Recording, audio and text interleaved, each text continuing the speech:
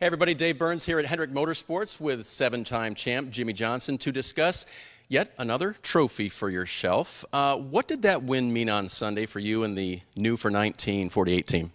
Yeah, I mean, it meant a lot to us. I think not only just the 48 team, but also Hendrick Motorsports. It takes a lot of effort to put together plate cars in a short period of time and to get them ready for all that goes on at Speed Week. So to have all four cars qualify in the top four and then to win the Clash was just a great day for the company and really a great shot in the arm for the 48. Clearly some new faces, one really new face in Kevin Mendering.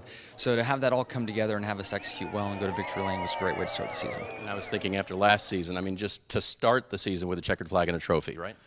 Yeah, without a doubt. I was talking to Mr. Hendrick about this.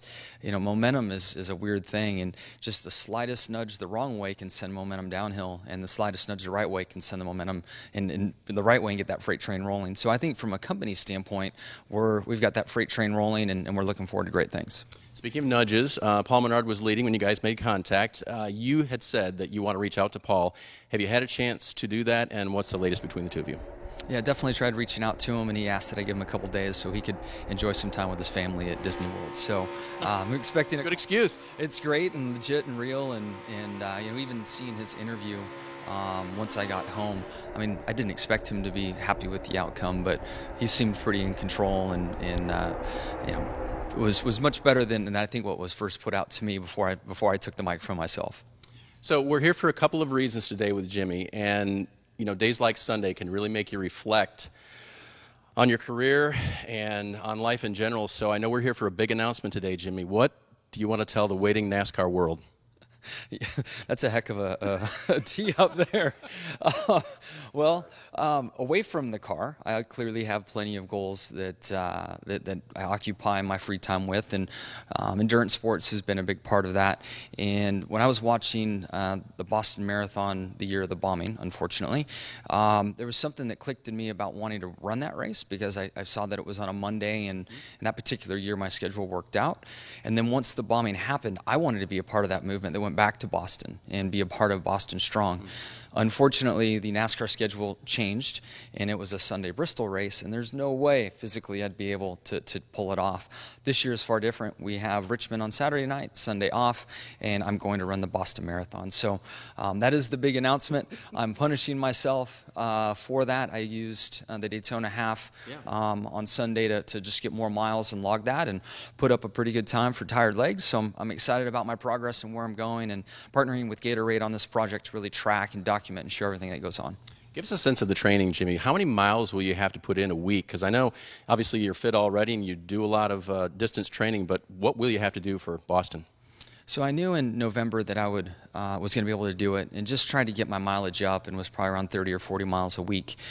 Since the start of the new year, every week's been 70 miles. So within that 70 miles a week, there's at least 2 days of speed work. And now that I've made it through the Daytona half and used that as kind of a hard workout session, I'm heading on my way to 100 miles a week. So it's a lot of running, sometimes 2 a days. But I have an aggressive goal. I'd like to get under that 3-hour mark, and I've never run a marathon before, so I know that's a very aggressive goal. On top of that, a very difficult place to get a PR. But all that being said, I love a great challenge, and I'm ready to punish myself. Yeah, I would think there's be a lot of punishment in there. And just for me, being a novice with the running, speed days versus non-speed days, what's the difference? Yeah, so there's kind of a philosophy that for those that are aware of aerobic capacity and anaerobic capacity. So, your volume needs to be in a comfortable breathing rate, comfortable heart rate, and that's your aerobic threshold.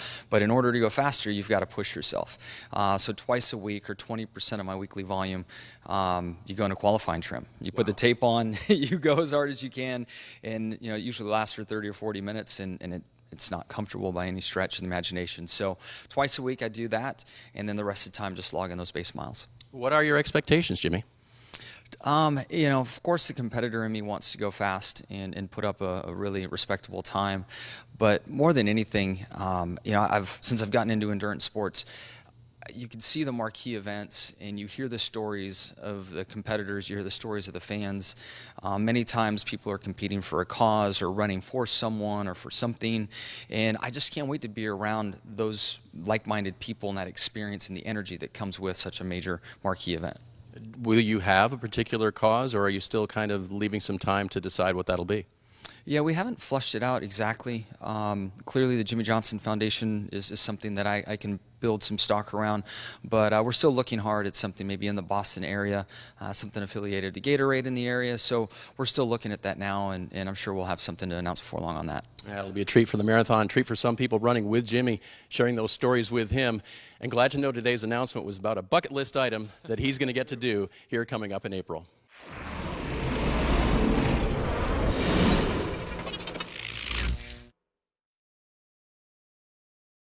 Hey NASCAR fans, thanks for checking out the NBC Sports YouTube channel.